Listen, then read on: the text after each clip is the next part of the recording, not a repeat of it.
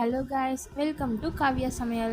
நம்ம இந்த வீடியோவில் ஒரு சூப்பரான குருமா வந்து செய்யலாமாங்க. ஈஸியாக இருக்கும், வாங்க பார்க்கலாம். நான் இன்றைக்கி குருமா வைக்கிறதுக்கு உருளைக்கிழங்கு கேரட் எடுத்திருக்கேன். அது கூட வந்து சால்ட் ஆட் பண்ணிவிட்டு நம்மளுக்கு தேவையான அளவு தண்ணி ஆட் பண்ணிக்கோங்க.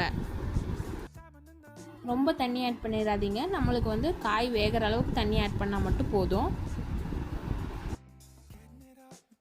தண்ணி ஆட் பண்ணதுக்கப்புறம் 1/2 டீஸ்பூன் மஞ்சத்தூள் ஆட் பண்ணிக்கோங்க. விசிலே வெந்துடும். வெந்ததுக்கப்புறம் அது தண்ணி எடுத்து வச்சுக்கோங்க. மிக்ஸி ஜார் எடுத்து அதில் வந்து 5 பச்சை மிளகாய் ஆட் பண்ணிக்கோங்க. அப்புறம் நான் தேங்காய் ஆட் பண்ணிக்கிறேன். அரை மூடி தேங்காய் ஆட் பண்ணிக்கோங்க. அதுக்கப்புறம் தேவையான அளவு பொட்டுக்கலை ஆட் பண்ணிவிட்டு அது கூட 2 பட்டை, கொஞ்சோண்டு மல்லி, குருமிளகு கொஞ்சம் ஆட் பண்ணி தண்ணி ஊற்றிக்கோங்க. தண்ணி ஊற்றி அரைச்சி எடுத்துக்கோங்க. இது தண்ணியாக எடுத்து வச்சுட்டு நம்ம ஒரு பேனில் ஆயில் ஆட் பண்ணிக்கோங்க. அதில் கடுகு, கட் பண்ணி வச்சுருக்க பெரிய வெங்காயம் ஆட் பண்ணிக்கோங்க. வந்து 2 மீடியம் சைஸ் பெரிய வெங்காயம் ஆட் பண்ணியிருக்கேன். அது கூட வந்து கருவேப்பிலை ஆட் பண்ணிக்கோங்க. மீடியம் சைஸ் தக்காளி ஆட் பண்ணிக்கோங்க. நல்லா சாட்டே பண்ணுங்கள். தக்காளியெல்லாம் நல்லா வெந்ததுக்கப்புறம் நம்ம வந்து அரைச்ச பேஸ்ட்டை வந்து ஆட் பண்ணிக்கலாம்.